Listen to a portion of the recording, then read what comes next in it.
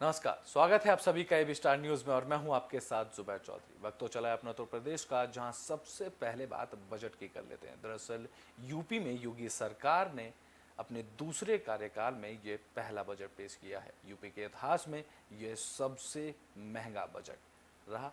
आपको बता दें कि इस बजट में किसानों से लेकर महिलाओं को सम्मान देने की बात कही और योजनाओं से सभी महिलाओं और किसानों को लाभ मिलने की भी बात रखी गई। इसमें सभी को लेकर ध्यान दिया गया। यूपी में योगी सरकार ने गुरुवार को अपने दूसरे कार्यकाल का पहला बजट पेश किया। इस दौरान वित्त मंत्री सुरेश खन्ना ने विधानसभा में राज्य के 6,15,518 करोड़ का बजट प्रस्तावित किया।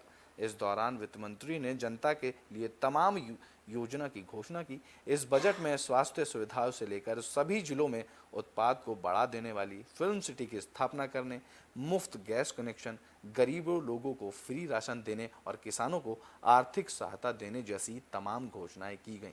योगी सरकार 2.0 के पहले बजट की 10 बिंदुओं पर चर्चा की जाती है। आपको बता दें कि स्वास्थ्य और परिवार कल्याण के क्षेत्र में भी इस बजट में योजनाएं दी गई। वाराणसी और गोरखपुर में मेट्रो की सौगात भी इस बजट के जरिए लोगों को दी गई। 15,000 सोलर पंपों की स्थापना करने की भी बात इस बजट में की गई है। महिला समर्थ योजना के लिए 72 करोड़ 50 लाख रुपए की व्यवस्था भी इस बजट में की गई है। तो वहीं किसानों की अगर बात करें तो किसानों को लेकर 42,575 करोड़ ट्रांसफर देने की भी बात की गई है। आपको बता दें कि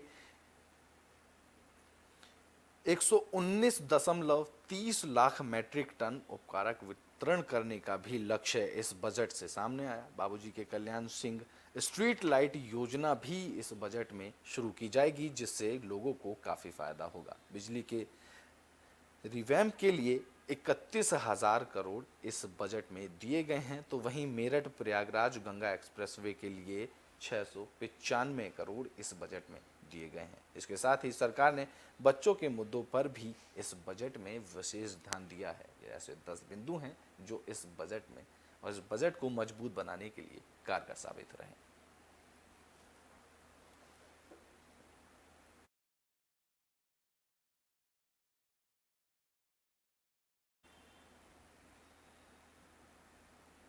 बुलेटिन में बात अब बांदा की कर लेते हैं। बांदा में अतिक्रमण हटाओ अभियान चलाया गया, जिसके तहत उस रोड पर लगी सभी दुकानों को हटाया गया। यूपी में दोबारा योगी सरकार बनने के बाद ही अतिक्रमण हटने का काम किया जा रहा है। इसी कड़ी में पुलिस अधीक्षक बांदा के निर्देश पर बांदा जिले में अतिक्रमण हटाओ अभियान चलाया गया। इस दौरान बदोशा क्षेत्र के कस्बा में यह अभियान चलाकर सड़कों के किनारों से अतिक्रमण हटाया गया। इस दौरान सड़कों का अवैध रूप से अतिक्रमण करने वालों के खिलाफ कार्रवाई करने के भी निर्देश दिए गए।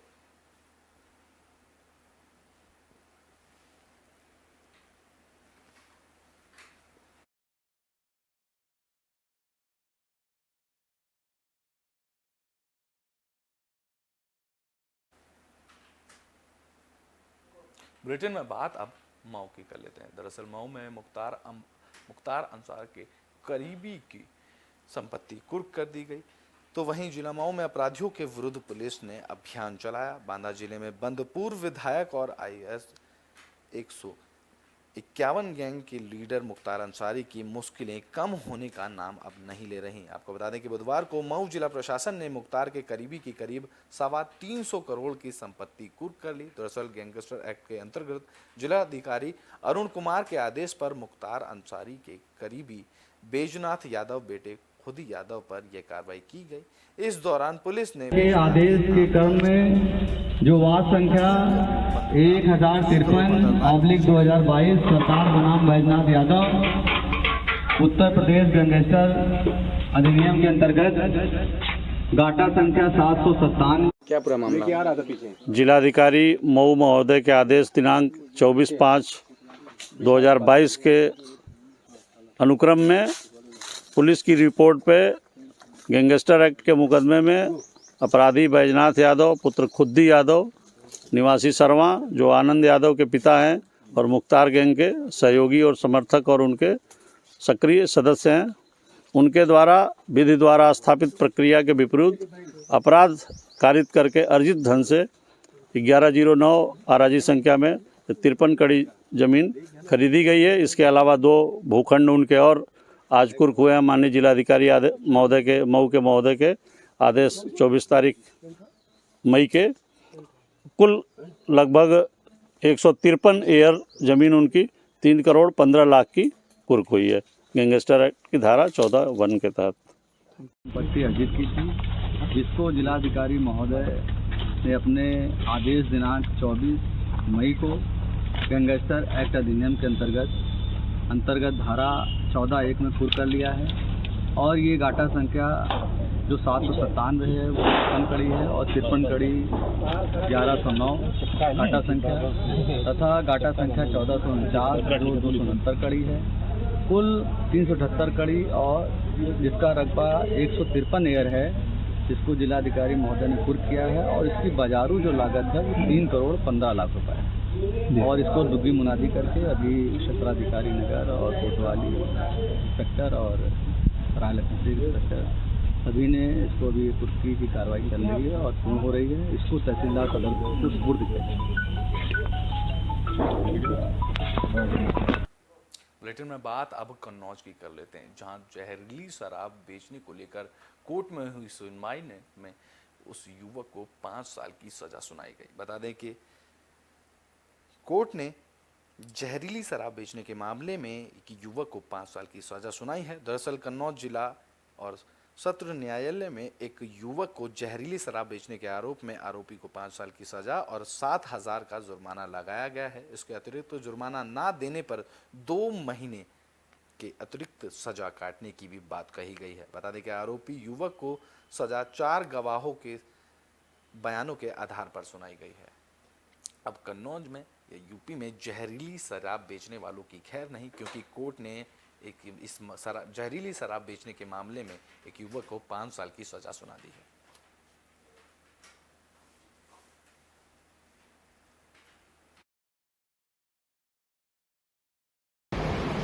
मैंने अभियोजन की पैरवी करते हुए इस मामले से संबंधित ठोस 4 गवाहों को पेश किया है, जिन्होंने मामले संबंधित ठोस गवाही दी है और जिनके बिना पर न्यायालय ने आज निर्णय सुनाया है और सजा दी है।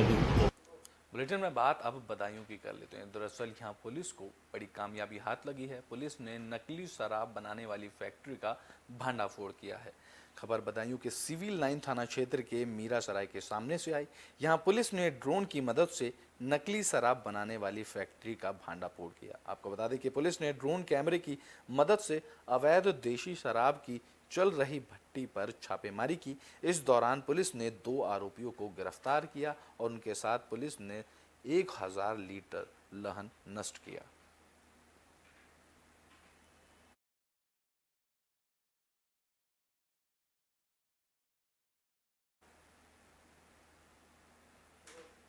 बुलेटिन में बात अब बागपत की कर लेते हैं। बागपत में एक महिला और उसकी बेटी ने जहर खाकर आत्महत्या कर ली। बता दें कि खबर बागपत से सामने आई। यहां पुलिस प्रताड़ना से तंग आकर मां और उनकी 2 बेटियों ने पुलिस कर्मियों के सामने ही जहर खा लिया। इस दौरान जहर खाने से एक बेटी की मौत हो गई। दरअसल आपको बता दें कि छपरौला थाना क्षेत्र के बाछौड़ गांव में एक लड़की को गांव में ही एक युवक पर बहला फुसलाकर अपने साथ ले जाने का आरोप लगा था। इस दौरान रात में गश्त कर रही पुलिस छपरौली थाने की पुलिस पर आरोपी युवक के घर पहुंची, लेकिन घर का दरवाजा किसी ने नहीं खोला। इस पर पुलिस ने दूसरे घरों से आए छतों से युवकों के घर में दाखिल हुए, जहां घर में केवल एक युवक की मां गीता और उसकी बहनें थी, जिनसे पुलिस ने बदसलूकी की, जिससे तंग आकर तीनों ने जहर खा लिया। इस दौरान एक बच्ची की मौत हो गई। पोस्टमार्टम के बाद जब युवती का शव गांव पहुंचा तो परिजनों ने अंतिम संस्कार करने से इनकार कर दिया। मौके पर पहुंचे एसडीएम सीओ ने भी परिजनों और ग्रामीणों से खरी खोटी सुनाई और दोषी पुलिस कर्मियों पर हत्या का मुकदमा दर्ज कराने की भी बात की।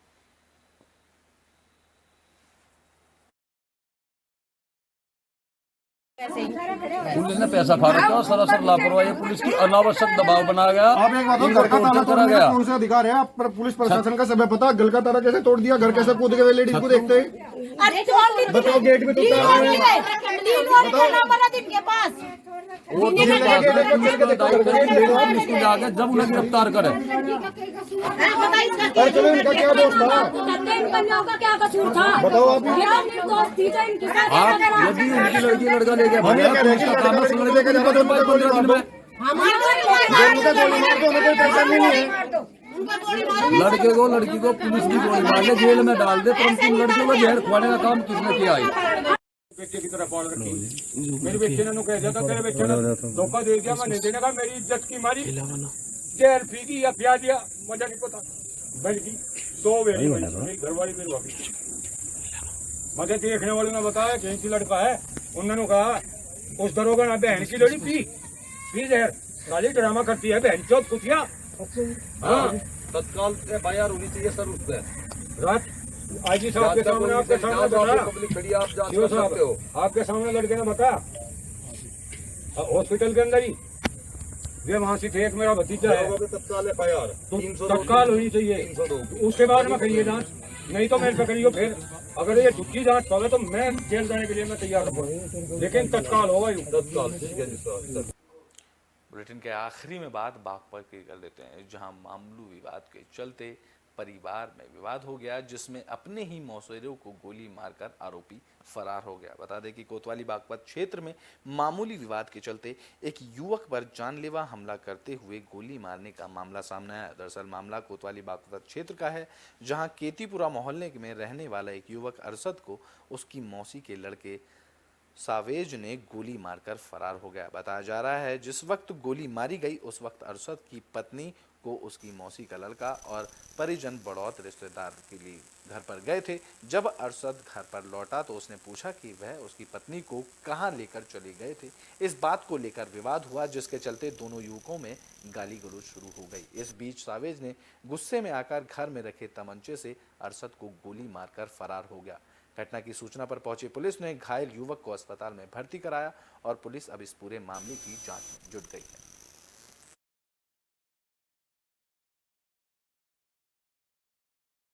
ये बस आपस में छेड़छिंटा क्या हुई, बस इसने गाली वाली दे दी होगी इसके भैया ने, छोटे वाले ने। अब देर देर से पता नहीं था, बैठक में बैठा हुआ था। अब अंदर से उसे क्या पता है कट्टा वट्टा लगा के आया और रात को देर देर से बैठक में गोली जा मारी उसने। किसने मारी गोली? सावेज ने मारी। सावेज ने गोली मारी है। तहसील में इसका भैया एक आदिल है, ये बड़ौत के बहुत अच्छे खासे भागे वहाँ के भी केस हैं इन पे। अरशद की घरवाली को तहसील की घरवाली, अरशद की घरवाली को तहसील की घरवाली भगा के गलत रुझान से ले गई।